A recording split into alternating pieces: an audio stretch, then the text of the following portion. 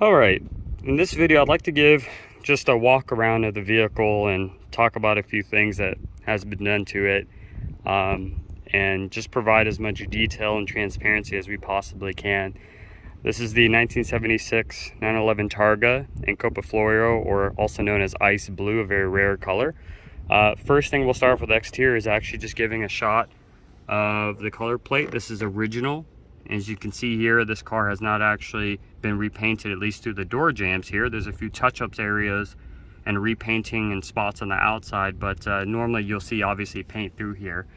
The paint is in overall good condition. It's not perfect. However, again, what's most important is this car being originally this color and still kept this color. Has the original Fuchs wheels.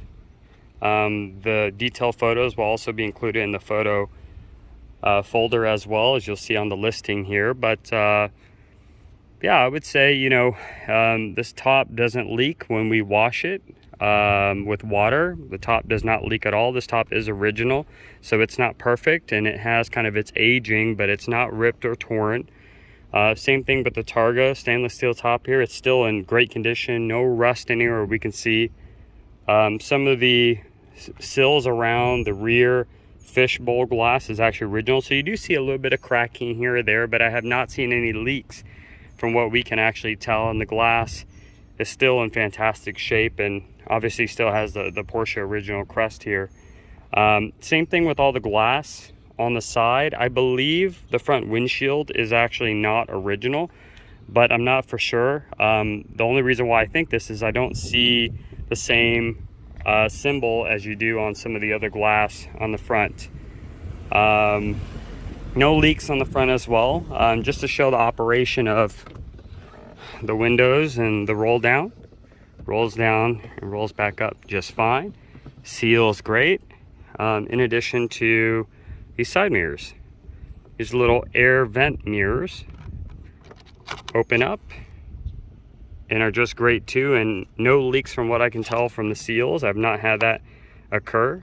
Let me lock this back up. Let me go back to the other side and show that as well. Here we go. Rolls down without an issue. Rolls right back up without a problem as well. Nice and smooth. Same thing for this glass.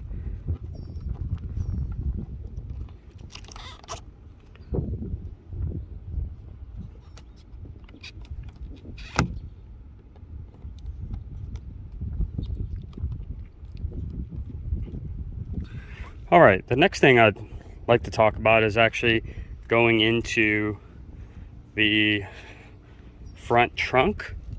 And I'll turn off the lights here for a moment since we had that from the test drive, but I'll pull the trunk latch and give you a little bit of a tour of how the air conditioning system actually works. So for the pictures, we pulled the carpet up here, and this will all be placed back. However, just to show the whole entire air conditioning system, this is classic retrofits electric AC conversion, a pretty serious conversion that costs quite a bit of money. However, what we've done here is we've replaced the center blower. We still have those pieces, and so if you'd like to restore it, you absolutely can. We have the original pieces. The AC compressor is actually set in this smuggler box here that I'll show you in a moment. And then the diverter valves are actually the original ones. However, we've opened these up and cleaned them completely. We took the 40 years of dust and odor smells completely out of them, and so they are actually fully clean. But what you'll see here is that this box allows for a much stronger airflow, and there's also sensors on the side to be able to calculate and make a determination of when to turn on and off the compressor. But if you take a closer look here, we've done, and I personally have done, my best job to install this as professional as you can. I've got a lot of experience. We've got water return lines here. You can see here, these are hand cut pieces to really make the install as clean, as tucked as possible, including that every single line that goes through a piece of sheet of metal actually has a rubber grommet. From here all the way across down to where the condenser actually is. So if we open up the smuggler's box here, like everyone to maybe take a moment to look at this. It's a very, very tight space, but it's neatly packaged to where nothing is obstructing the steering column at all. And in addition to that, where you would refill the Freon is actually all packed within this as well. So it's a very nice, compact, clean fit. I spent roughly about, it feels like 50 hours, but probably about 20-30 hours to install this, mainly because I wanted to take the time and not cut and drill any additional holes in the vehicle. In some cases, I enlarged a few of the holes, like this one, but again, it's really cleanly done, and so that takes a while. But in addition to that, all the wiring I've actually replaced. A lot of these wires come pre-loomed to where they're extremely long for different use cases and scenarios and vehicles, and I've actually redone the wiring and actually put much better connectors onto this. And so everything is really clean done. I'll even show how it's grounded. You can see here it's very cleanly grounded as well. And yeah, and so the overall operations of this system is really quite simple. When you start the vehicle, you've got an AC compressor switch here. You press that, it lights up a blue illumination that's brighter to let you know it's on. This is a switch that you would use to actually turn the fan speed. This is actually how you change whether you want the ventilation to come from the bottom on top. We'll talk about that in a moment. And then the red is actually allowing the ability for actually defrost or rather heat or hot air to come from the heat exchangers in the rear, which is activated by these levers here that do fully work. You can actually pull these up and the heat does actually activate properly. The system blower itself does not produce heat. The heat is produced from the heat exchangers themselves. I do also want to call attention that on a 76, as I mentioned in the drive video, that this does not actually have a factory vent because it never offered factory air conditioning. The air conditioning is usually installed by the dealer. However, what we've done here is a few things to really make this, I think, more of a friendly vehicle to drive, especially in the heat. You still have the factory side vents, but they're very, very small. So the first thing we did was work with Classic Retrofit to actually install, and I'll point this the right direction here. As you'll see, these are actually 3D printed footwell vents. And so you can actually move these vents and it gives you air.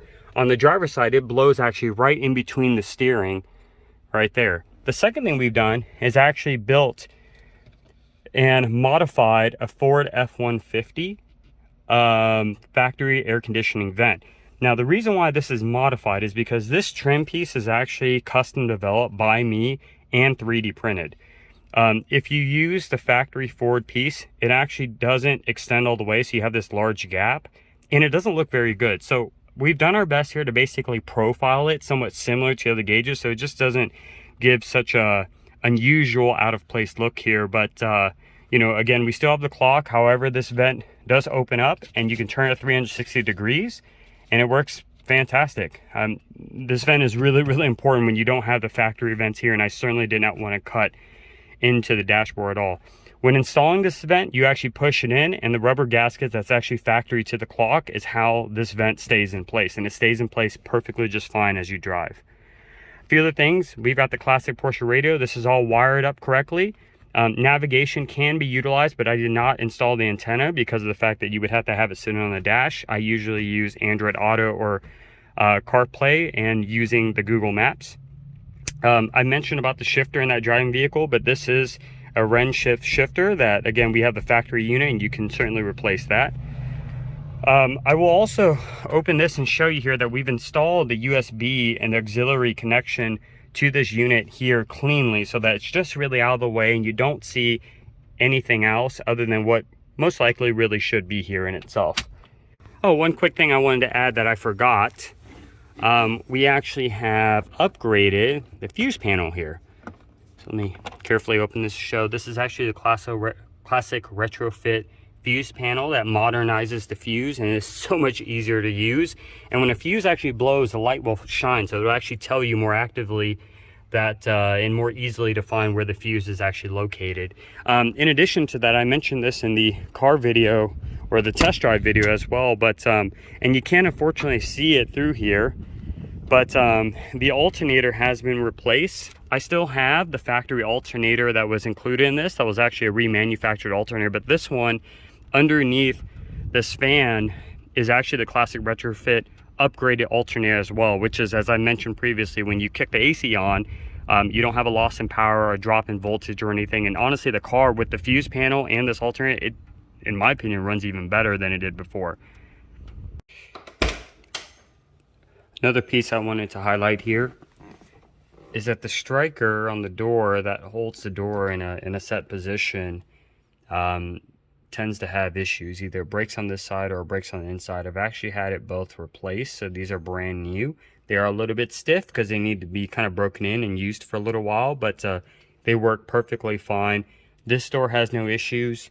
The driver's side door that I'll go over actually had an issue on the inner portion of that door.